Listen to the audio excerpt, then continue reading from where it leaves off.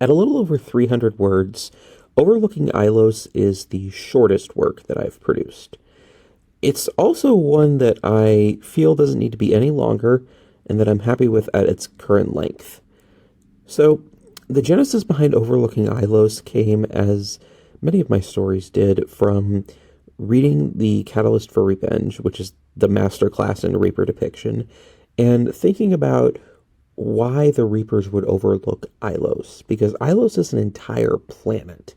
Ilos is, in Mass Effect, the world that the Protheans used to to basically get one under the Reapers with the Keepers and the Prothean researchers who survived. But Ilos is big. Ilos is an entire world. Would all records of it really be wiped out with an attack on the Citadel? It just seemed a bit far-fetched to me, especially given that the Reapers have access to the entire relay network.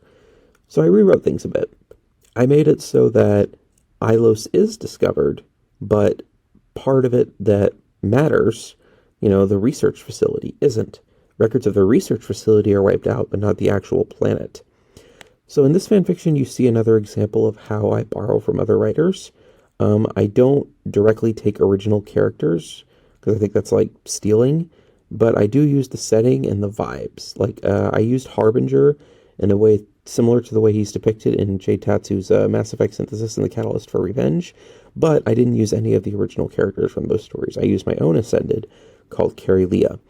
I think this is a decent, respectful balance when it comes to borrowing from other fanfiction writers, especially since, as I'm fond of pointing out, none of this is really our intellectual property. We're just playing in other people's backyards.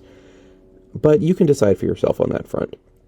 Overall, I hope you enjoyed Overlooking Ilos, and I hope you get where I'm coming from with this story.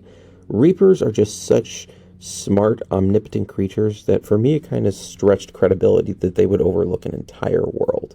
So that's why I sort of made this fan fiction to correct that. Hopefully it turned out well.